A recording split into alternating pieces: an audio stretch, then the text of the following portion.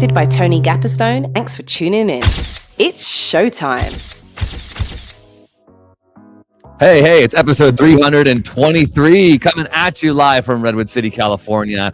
I'm Tony Gapperstone. My pronouns are he, him, his. I'm in the Bay Area. Did I say that? I'm an actor. I'm a filmmaker. I'm a writer, director. And every week I get to talk to other people who are doing those same things, making movies, telling stories, making waves in the entertainment industry.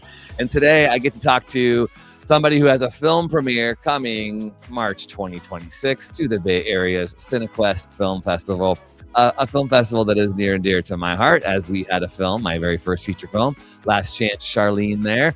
And the cool thing is there's so many interconnections in this podcast that we're going to talk about that make entertainment industry work so important when it comes to relationships. So I want you to meet the filmmaker, the writer and director, and one of the stars of a new film called Party USA, coming to Cinequest. Hi guys. Howdy. Hey. How you doing, Tony? Hey, good. Glad you're here. Phillip, turn around. Let's start the show with your back. Okay, so these guys, so Tony and Jared, we got them. They're like, you're wearing your Michael Jackson jacket, but I was telling them it's nerdier than that. This is from an anime called Akira. I'm going to show you. Those who Classic. know, right? You can see. All the Akira fans. Okay, just wanted to start the show. If you're just listening, it's a red, cool leather jacket that we, both Jared and I, thought maybe was a Michael Jackson throwback, but it's not. So just want to get that out of the way to start. Yeah, okay. Character Tetsuro for the nerds out there. All right. Well, we are going to nerd out a little bit on filmmaking. You all have a feature film called Party USA coming to Cinequest March 15th and 17th. It's a Sunday and a Tuesday. So mark your calendars. We're going to be putting ticket links and stuff in the chat so you can go. I got an advanced screening of it. But writer-director Jared Sprouse, star Phillip Andre Botello. Let's talk about this movie, the making of it, what it's about. You're saying a lot of stuff. Let's go. Let's go. Yes. But first, yes. why don't you introduce yourself, Jared, to the people so they can get used to your voice? Yeah. No. My name is Jared. Jared Sprouse. I'm a filmmaker from the South, and do a little everything. Like we talked about, hyphenates, writer, director, producer, editor, VFX, poster designer. Oh, nice. Like a little bit of everything, Not this poster, but the one that's on the thing. My man. But you kind of have to be for micro budget nowadays, you know. Sure do. Yeah, the multi-hyphen. We're doing this whole thing in April called the Multi-Hyphenate Summit because that's the reality right now. It's a privilege to I think, Phillip, you just get to do a lot of acting. You work your butt off. But for a lot of us, we have to do it all. We're writing, we're directing, we're producing. So you wrote and directed and produced Party USA. You did it in Atlanta, yeah? Yes. Well, you say Atlanta, but it's such a sprawl. Like we kind of shot like an hour outside of the city this way, an hour outside the city that way, a little bit all over. But yeah. And Party USA. Let's hear the log line because it's a unique log line. Oh gosh, I feel it's what is it when Taylor can't get her party store shift covered after her father's untimely passing, she makes a deadly mistake that ends up in red, white, and blue chaos. Red, white, and blue collared chaos. White? Oh, I didn't catch that. Red, white, and blue collared chaos. Masterful. Really masterful. That was great, Jared. That was the money. Yes, it was the money. Let me tell you, the way this film starts, I texted Phillip. I was like, best start to a movie ever. I got your text and I was like, okay, he's watching. He's in. So good. Yeah. So great. I gush over Phillip all the time. Let's back up a little bit. I met Phillip at Cinequest when Cinequest, he's like a Cinequest darling. You've been there. How many years in a row have you been there?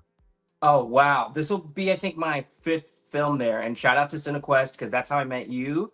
Yep. Shout out to Cinequest. I met you through Sean and that whole program. Did you meet Jared at Cinequest or no? No. You guys, okay, no. We'll get there. Yeah. So I met you at Cinequest like maybe 4 years ago, and then this was the film something Lane. What was it? No, it was Wait, like you were Fallen Drive. right? I was like Lane. No, Fallen Drive. Close. Oh my gosh. I was like, this guy is so great. Then I had you on the podcast and I just followed you around and watched all your stuff. I'm like, oh, so talented. Honestly, dude, I think you are so believable, so grounded. So when I was casting this other feature that I was doing, not the one that I had at Cinequest, that maybe hopefully this one will be at Cinequest someday, I was like, oh, I gotta get Phillip into this. So I love working with you, Phillip. You're great. And then Jared, good casting on him because Yes, I just watch you, dude. I watch you. I'm like, you are so engaging to watch, and I hope this is a compliment, but you're so sweaty in this film. I freaking love it, dude. You're so sweaty. The camera's so here and close. It is like, oh my gosh, I love it. You're so real. It feels so Southern. And again, the way the film starts, Jared, you got him sweating a lot. You got him doing a lot of things to get him sweaty. So good work, everybody. Go see this at Cinequest. But Party USA, I thought, oh, I'm gonna watch a movie about people who like to party. I'm like, oh, this is gonna be fun. This is gonna be party culture, but it's not. It's actually USA culture. Yes, very USA culture. Well, it's funny you say that because I feel like on set, because we didn't really have a dedicated makeup artist, right? For the real thing. Sweat. So, He's saying it's all real. it's all real. And listen, that's my thing. Like whenever I'm on camera, I tell people, I'm like, yo, I get super shiny, I get super sweaty. Mm-hmm. For a lot of the scenes it helped, but it was all real stuff. Yeah. Apologies to our star Ainsley, because I was like sweating all over and stuff and just crazy. He's a contractor in the movie, so he's working with his hands. He's some hard work. He's a Mexican. I mean, he's a Puerto Rican contractor. Yeah, exactly. Y'all, you can watch that in the trailer. I think the trailer is, or there's a clip out there somewhere. I have a little clip out on the Instagram page. Yeah. And so, gosh, okay. So I could gush and I could nerd out and geek out, and I don't know how much we can or you want to, but let's talk about some of those things, because that clip where you posted about he's Puerto Rican, not Mexican, came out around the same time as the Bad Bunny Super Bowl stuff. Yeah. Well done, Jared. Well done. Yeah, real smart. That was real smart, Jared, to do that, because I was definitely dialed in to what was happening there and the conversation going on in the country about boycotting Puerto Ricans and stuff like that. But let's talk about that. Your film, Party USA. Let's talk about the why and the how and everything. Well, I mean, it was always kind of important. I mean, the South is probably like the most diverse region almost in the entire country to me. And so I always thought I wanted that to reflect the actual film and the store. I worked a lot in hospitality outside of the film industry. And I always found it so odd because, I'd work in places where they would have very strict rules where, oh, we want you to speak English the whole time. And then the entire kitchen's Hispanic, every single person's like traveled halfway across the world, and they don't even realize how diverse Latin America actually is most of the time. And I think there's definitely my dad, when he lived in New Mexico, would tell people, oh yeah, I'm from New Mexico. And they're like, where's that? It's America. There's no, but yeah, and it's funny. And also, that's about it.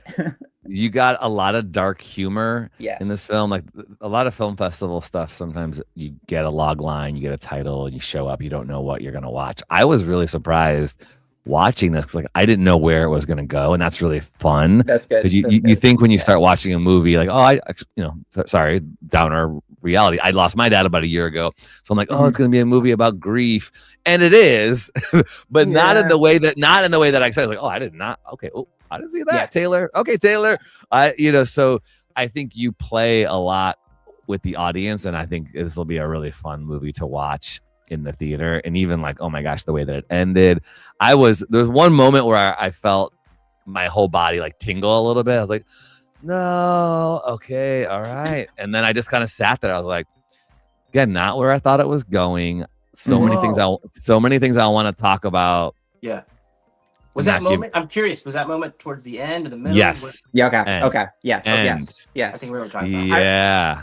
One thing I've done a lot of test screenings with the film, with like not just friends, but like friends of friends of friends. You know, because you can kind of get a feel. That's how you can rewatch it for the first time again. Sure. You know, as the editor, you like see it 1,000 times, but you know, I remember I was in the audience, you know, and then I just hear like 5, you know, like half a dozen gasps, you know, like towards the end. I'm like, oh, okay. I wasn't expecting that, you know, but like it's nice to feel that in the room for sure.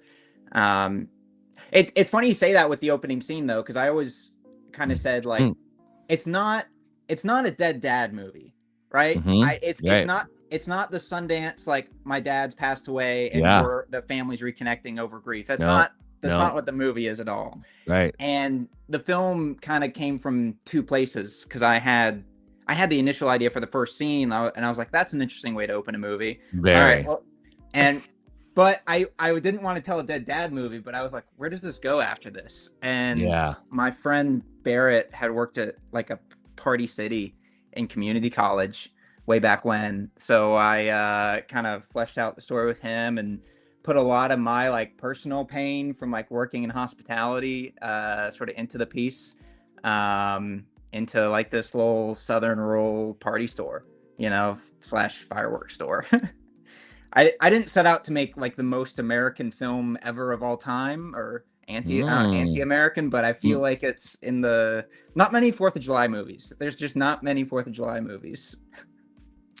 I'm for it. I am here to talk about America, to talk about how cinema can create conversations. And Phillip, as an actor playing an ethnicity on camera that is kind of joked about or misappropriated, let's talk a little bit about that, because again, they're pulling back a little bit in this movie, some of these tropes and cliches and microaggressions, and that isn't always comfortable to do, right? And you know, I appreciate that you're doing that. I appreciate that this film is sort of poking the bear a little bit to make us look inward. So, and I've worked with Phillip. I know Phillip is very participatory and engaging, and he comes with things, and he's got ideas, and he's flowing. We're like, all right, we're gonna go that way because that's where Phillip's going.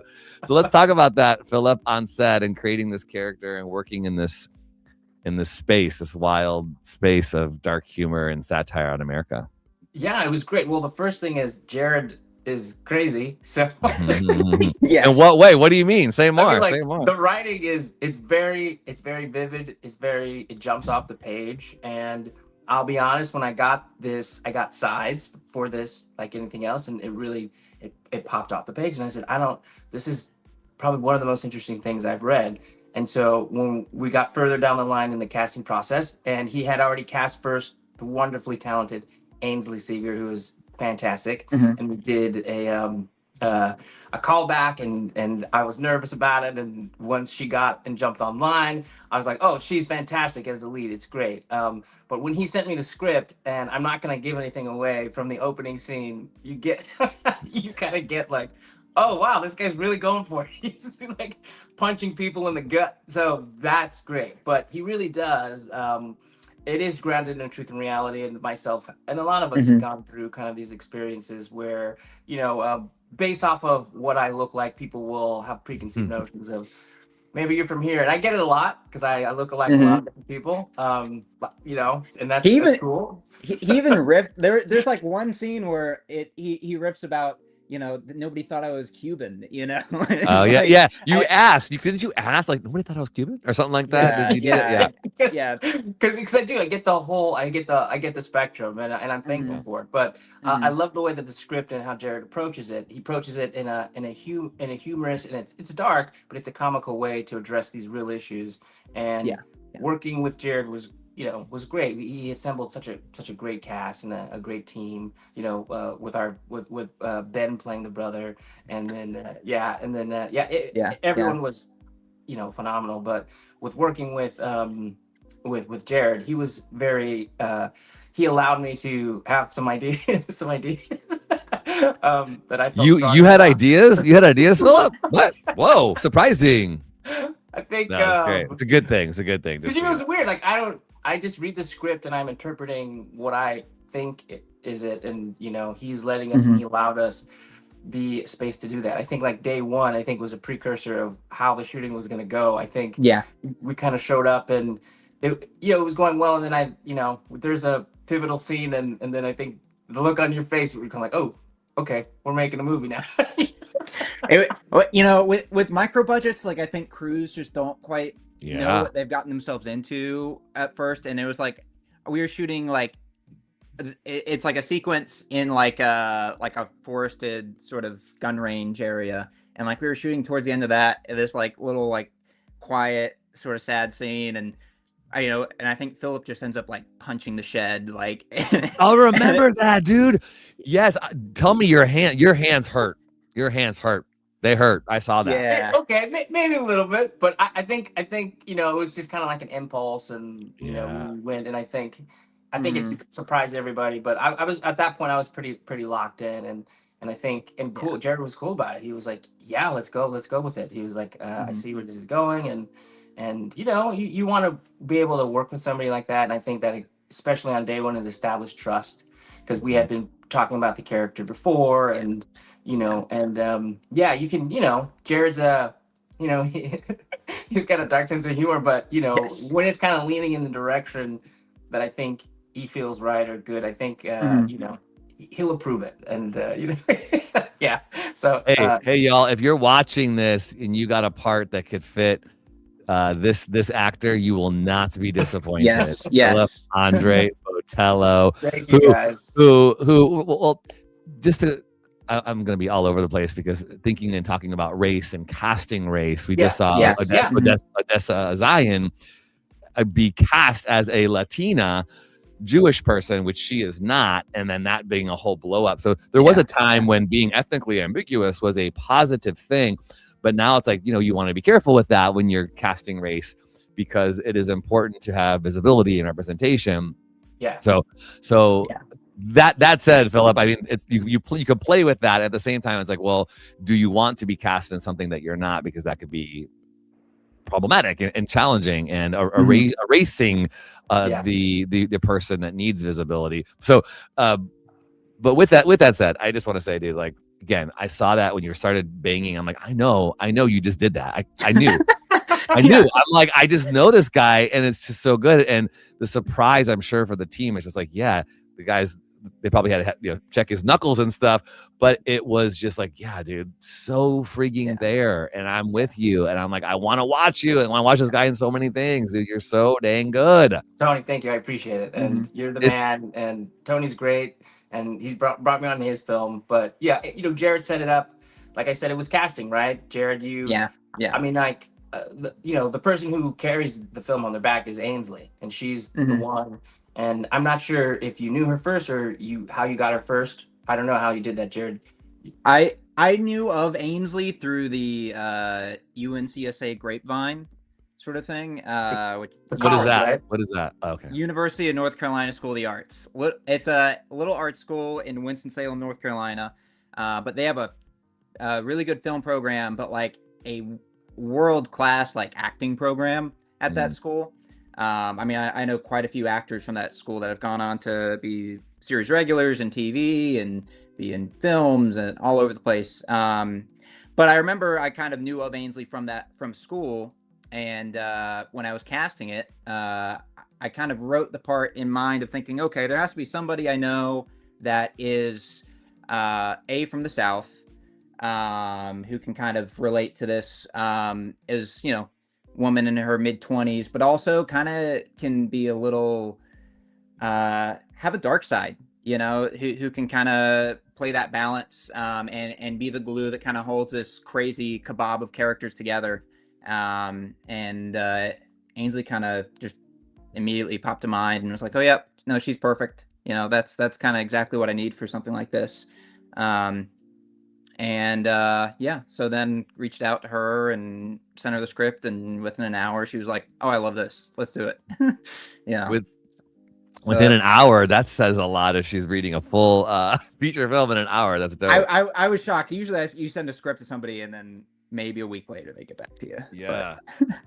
Well, I could definitely talk a lot about some of like the Easter eggs and some of the things on the Yeah. film, but I want to encourage people to go to it. This is episode 323 of the Brave Maker podcast. I'm Tony Gapstone. I'm based in the Bay Area, where Cinequest Film Festival will be premiering in just a few weeks. I'm with director and writer Jared Sprouse and one of the stars, Phillip Andre Botello. So if you're watching live, just jumped on Instagram or you're on YouTube, we want to encourage you to go to Cinequest and find the ticket links. They're also in the YouTube link here. If you're watching on YouTube with the Alamo Draft House links, the 15th and the 17th. Go check it out. You two will be there in person, I'm assuming. Yep. Yeah. Okay, great.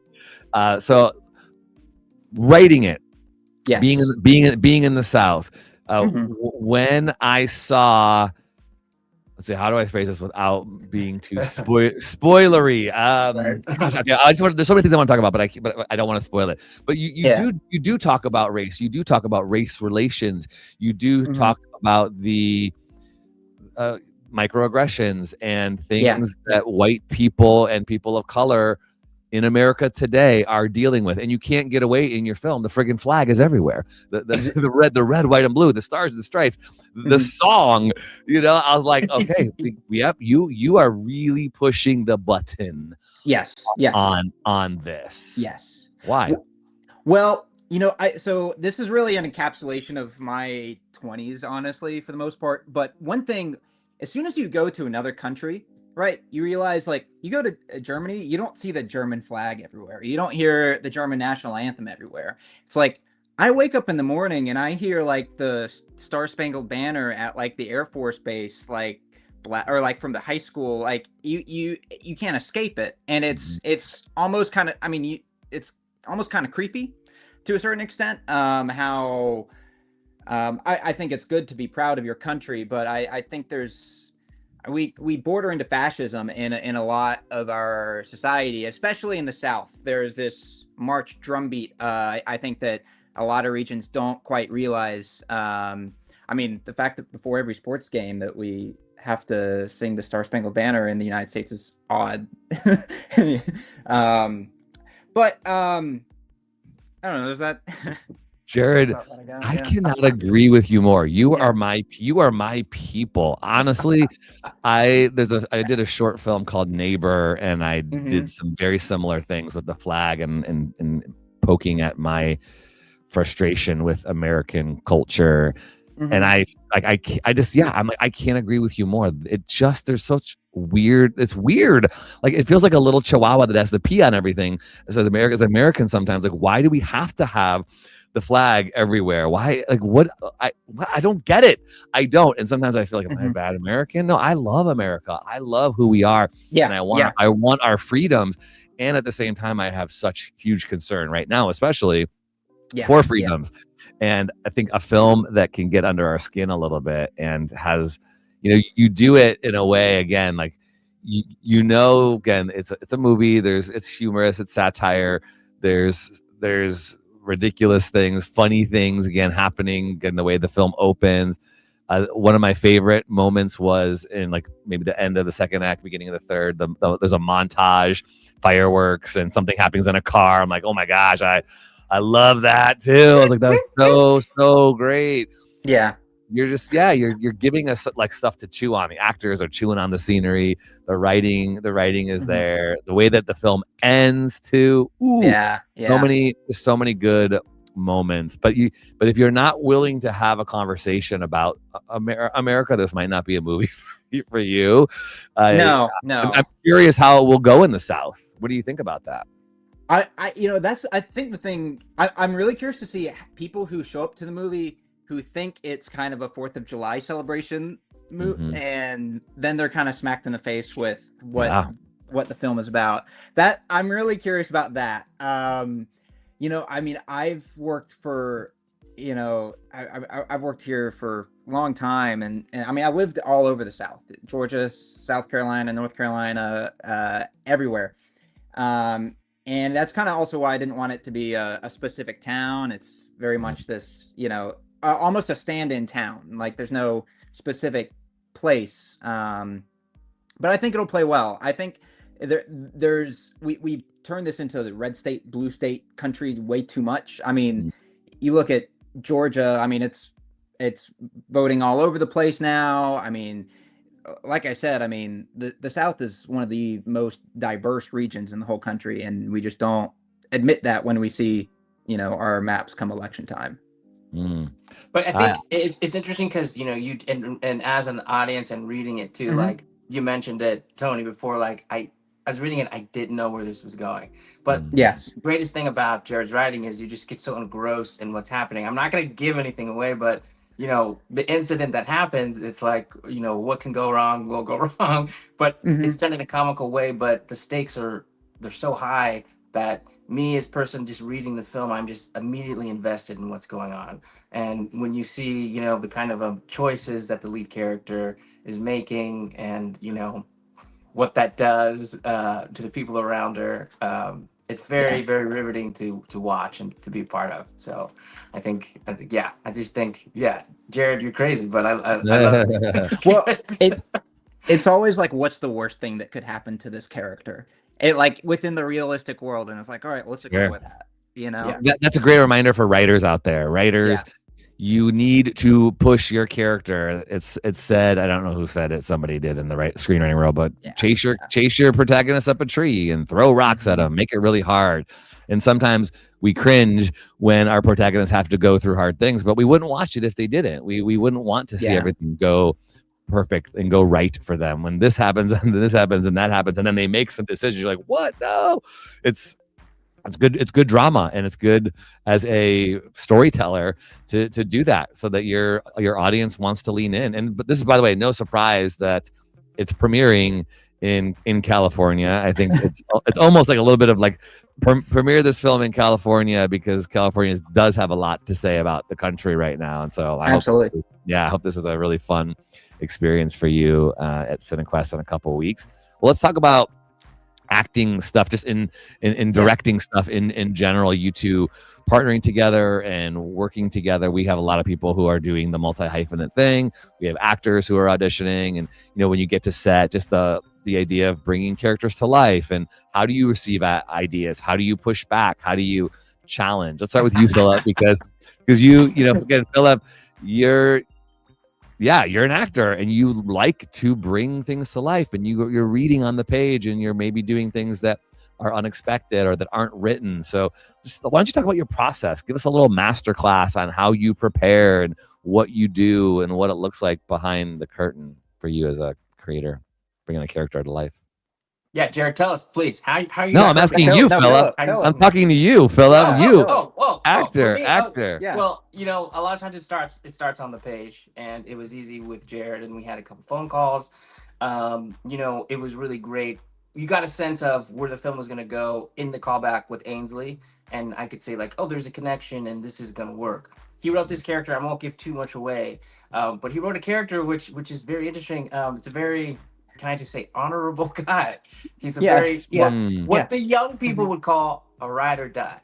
And we don't see a lot of too many of those characters. And this guy, maybe to his own fault, ride or die. And so when we were having the conversations about, where this can go, and, how in depth we want him to be, I will say, without giving too much away, that the character does really care and is in love with Ainsley's character, and he's trying to protect the relationship. And we all have somebody like that. I hope you have somebody like that. If you don't, it's a good feeling to have somebody that you can call, and whatever's going on, they got your back. And that's the character that Jared wrote. So from there, I would just ask him about some of the scenes, how he would look. But a lot of the times for me, when I'm on set with the actors, with the director, Jared was great with talking with us. A lot of it happens there, and like this stuff for me, I don't really pre-plan. It kind of happens in the moment on set. I'm with Ainsley, I'm with Sahara, I'm with Ben, I'm with all these wonderful people, and then that's when it kind of happens. But it's good to note that Jared made a safe space for us to play and to try things, not to just, he wasn't, if things weren't going his way, which is a sign of a good director, he would ask it in a way where he would get the thing that he wanted, which is important to talk. Everyone's so different, and with director, you're just managing different people's personalities, man. Yes. Yeah. Sure So are.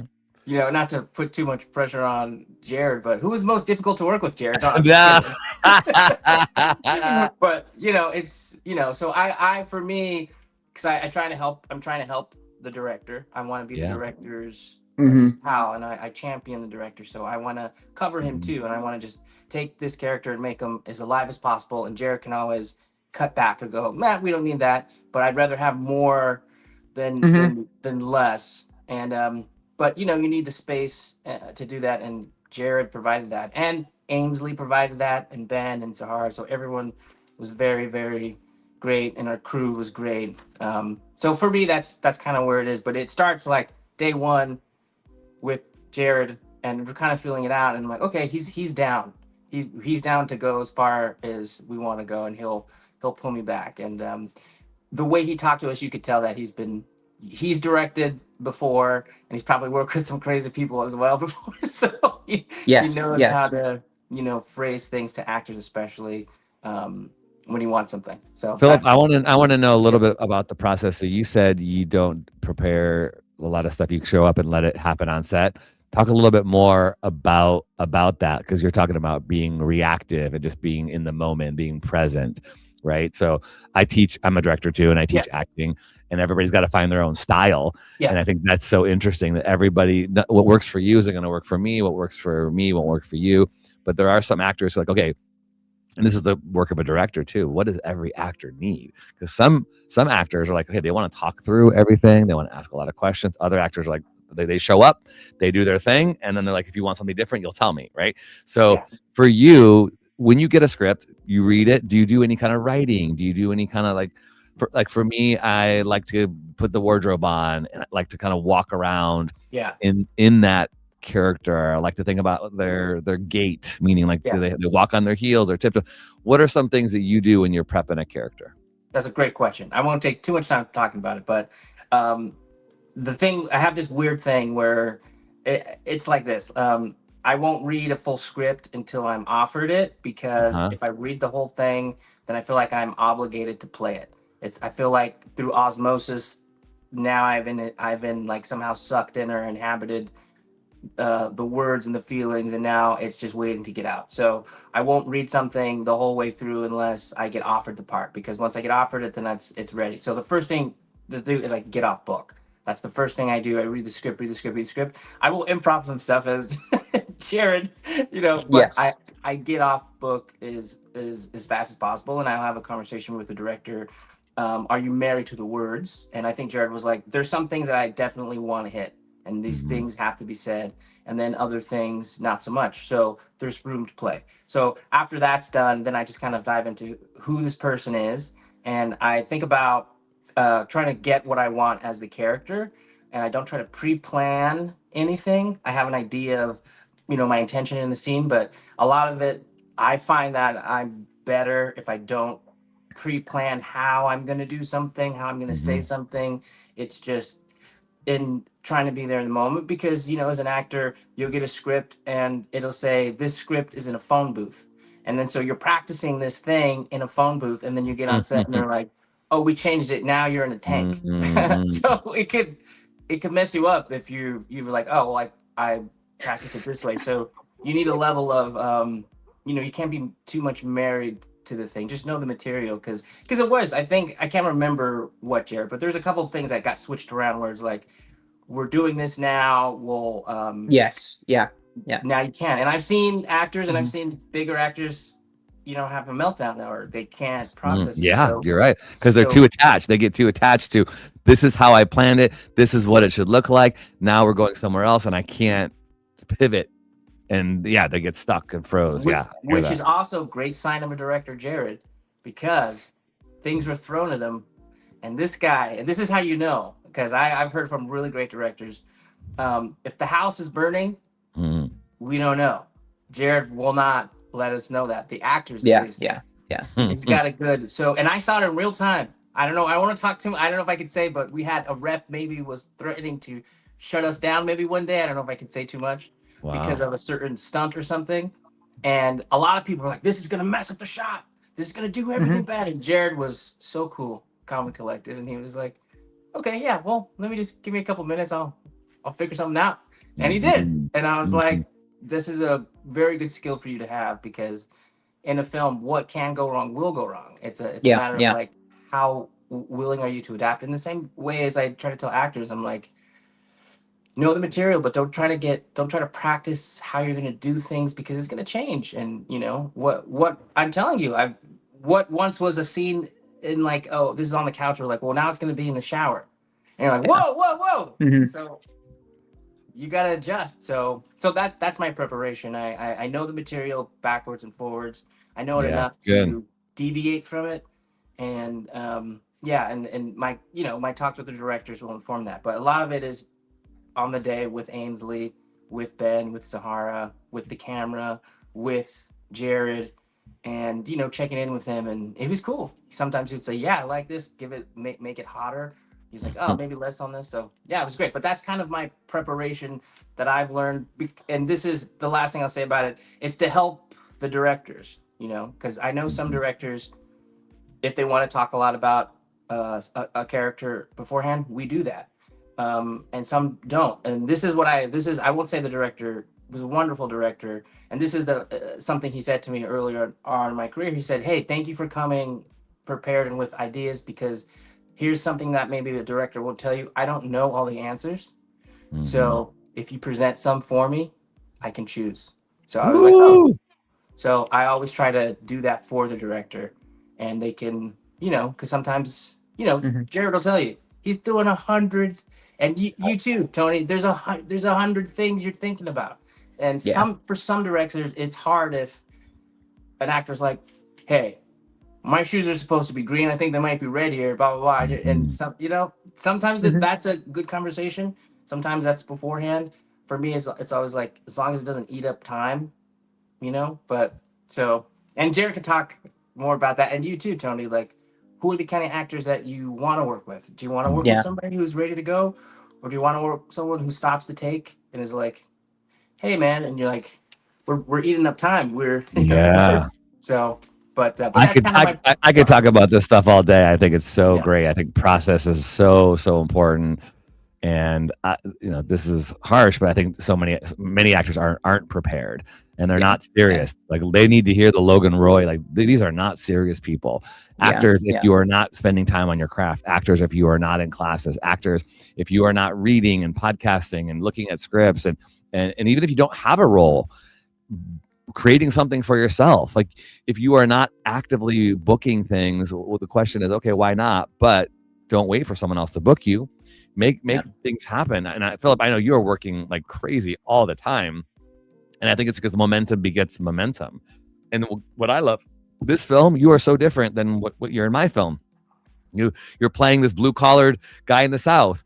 And then, in my film, you're this guy from Oakland, this drug dealer pimp from Oakland. So the beautiful thing laughing around about people. acting, yeah, it's just beautiful. Acting is, again, it is that it's creating all these new characters. I'm having fun with it, and Yeah. you're bringing so much to the table. And a director, I'm sure, Jared, please talk about it. A director is like, what a gift to be able to Yeah, have but have options. what Tony is saying, you should Yeah. talk about like for the actors, like what you guys, who the type of performers you want to work with, and when's the time and place to ask questions when it's not eating up time, and because everything that I do, I base it on that, like on the day and working with directors and going like, okay, I need to be an asset to the director. So you guys should please talk about that. Like, Yeah, I always think it's a balance. I have there were times on this film, sometimes you come up with a shot list, right? You come in and you're like, okay, so we're gonna do, angle 1, 2, 3, 4, and here's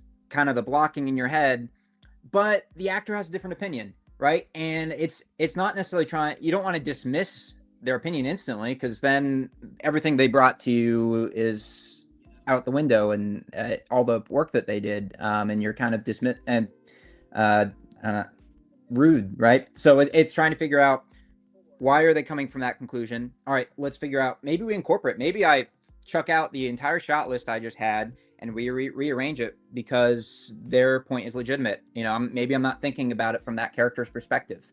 It's a little different as a writer director than just a director, because I can chuck a line out instantly and not feel bad about it because I wrote it, right? You know, sometimes that would just be the case. Yeah. I gotta hand it to you that's making a film is juggling so many hot plates while people are also ordering, you know, from the dining room, and chefs are going, we're out of this, we're out of that. And it's like running a restaurant. It is wild. It's chaos, it's organized chaos. And you always have to expect things are going to go wrong. Yeah. And you have to be willing to go with the flow and figure things out. And I really appreciate if a director is like, hey, collaboratively, we're all here to solve the problem and to tell the story and to have fun. Like, we're living our dreams, everybody. Let's have fun, you know? So I think you to beautifully wrap around all of the different personalities takes, it's not easy. It takes a real certain personality, and a director needs to have vision. It needs to be a therapist at times, and a teacher, and a friend, and all these different things. So, and you made a movie, you made a feature film, which not everybody can do. So huge kudos to you for doing that. As we wrap up our time, is there anything else you want to say that just kind of like, oh, I got to get this out. I got to mention this. I got to make sure people hear this part of the filmmaking process before we end the podcast today? I guess I always think the directors they're like the first viewer, right? Mm-hmm. So like when you're sitting there, you know, behind the camera or behind monitor, it's like trying to watch something for the first time, and so you're piecing these, you know, 30 different things all into your brain about how's this going to all edit together, how's it with the music and with the, you know, you mentioned the song too early on, maybe it was a little rambly, but you know, working in like hospitality, that, you know, there's playlists if you worked at a restaurant, if you worked in retail. And I worked in both. Yep. That there's that song that comes on, and it sends you through the roof, right? Yeah. And so that was kind of very much the inspiration. I was like, what if I just adapt that in with the Star Spangled Banner? And yeah, it was so smart. It was so smart. Yeah. I worked both in a restaurant and in a clothing store in a mall. And just the other day, I was going to get coffee. I get the same every Sunday morning. I stop for coffee at the same place. And I got out of my car just this week, and I noticed, oh my gosh, they have a playlist going outside. And I came out at the same time that I hear this Janet Jackson song. I miss you much, love you, whatever. And I'm like, oh my gosh, this is the same song I've heard multiple times because I come around the same time. Wow. Yeah. And I was just thinking, you put that in there, and to think like somebody could really lose their mind hearing the same song, dealing with grief and all the other factors that they going on. That was super fun and super smart. And my composer was great too, because I was like, I need all the songs to fill out like the party store here. And he's like, well, you know, they're like basically any Americana song you've ever heard is royalty free. Yeah. Right. So he basically was like, all right, let's put in Yankee Doodle. She'll be coming around the mountain, like all the, but like doing these like, you know, really dorky so smart versions, you know, and like putting it in there, because initially I was thinking maybe I don't need score. There is some score, you know, in the film, but it's very much to emphasize the dramatic moments, right? Within the film. Well, kudos. Go see what we're talking about. Cinequest Film Festival is happening in Mountain View at the Alamo Drafthouse, which if you've never been to an Alamo Drafthouse, you need to go to an Alamo Drafthouse. It's super cool, good food, fun vibe. And excuse me, these two will be there talking about it, doing a question and response time after, get a red carpet moment with them, and just have a good old time. Support independent film. Support film festivals. As someone who has a film festival, see movies in theater, everybody. This is really, really important to our business and to our to the entertainment industry. And people are saying, I'm here for Bobby. People are in the comments. Thanks for being in the comments, everybody. We're glad that you're here. And we're gonna end. I don't know if I told you this or if you got this automation, but I like to hear what is one of your favorite things of the week. Brave faves. TV shows, films, books, songs, technology, clothing, podcast, food, and more. These are a few of our favorite people, places, and things. Brave faves. All right, guys. Favorite thing of the week can be anything, can be food, can be a person, can be a TV show. What you got? What's your favorite thing of the week? Phillip, we'll start with you. Favorite thing of the week is probably my partner. I do a lot of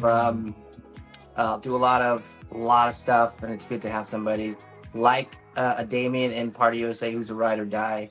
So someone to you guys know last minute tapes at 12 a.m. callbacks. So thank you to my partner, my acting partner. I appreciate it. Like it doesn't go unnoticed that I'm here because of them. So that's what I'll say. Right on. Good acting partner, good friend, a good person who's there for you. Awesome. What you got, Jared? I saw Send Help. I want to see that. Yeah. It's great. Okay. It's great. Just the fact that we can get like an original Sam Raimi film in theaters. Yeah. You just don't. I just want to see more, less franchises, more of that, please. and my favorite thing of the week will be a franchise. I apologize, but I am a Scream ride or die, and I know there is a lot of thoughts and conversations around this right now because of how things went down in the making of Scream 7. I will miss Melissa Barrera for sure, but I am a ride or die for Neve Campbell, and I got my tickets for tomorrow. I went to the mansion. They filmed the original 30 years ago in Northern California, so I went to the Mocker House a couple months ago because my friend was the stand-in for Neve Campbell on Scream 1. So this was my gateway into horror. I love horror because of Scream. So that's my favorite thing of the week. I cannot wait to go see this tomorrow. I'm taking my almost 18-year-old, no, she is 18, almost 19-year-old daughter to see it because I got her hooked on it as well. So very fun, full circle. Movies, y'all. Movies. And people, movies and people. Those are our favorite things of the week. All right, you guys. Well, I wish you amazing things on your premiere this week. I hope I'll see you since I already saw the. I already saw the movie, but I want to come and see and drop in. And I love Cinequest and everything that they do. So yeah, kudos, you guys. Congratulations, and on to the next project, whatever it is. Brave Maker's here to help celebrate and support you. If we can do anything, let me know. Awesome. Appreciate it. Thanks, Tony. All right, guys. Brave Maker. You guys are You awesome. got it. All right, take care. Everybody else, thank you so much for watching or listening, however you're finding this. This was episode 323 with writer-director of Party USA and the actor Phillip Andre Botello. Want to encourage you to follow them on their social media. They are linked on our social media and on this YouTube channel here. So support indie film and cast them, write with them, partner with them, finance their next stuff. This is what we all want to be about here at Brave Maker. And also keep in mind, you meet people at film festivals, go to film festivals that you could be working with. You never know. I live by that mantra, but I also am strategically and intentionally trying to build relationships with good people and creative people. And I often see them at film festivals on the screen. I've booked so many people after watching their film going, oh, I want to book that actor because I saw them on the big screen. I have so many stories like that. So go to the Cinequest Film Festival, come to the Brave Maker Film Festival. And finally, April 11th is our first ever multi-hyphenate summit in Redwood City, California. We have Steve Canals, creator of Pose. We have so many other cool writer, director, actor, producers, multi-hyphenates talking to you all day long about working in the entertainment industry as a multi-hyphenate. We're very, very excited for you to be aware of that. Go to our website at bravemaker.com for more information. All right, that's all I got. Thanks so much. See you next week. I have 2 episodes happening back to back on next Thursday, happening both at 10 a.m. Pacific time and 11 a.m. Pacific time, including another feature filmmaker from Cinequest. I like Cinequest and I like filmmakers. All right. That's all I got, y'all. I'll see you soon. Brave stories change the world. And you know how we say it. You are the story. See y'all next time.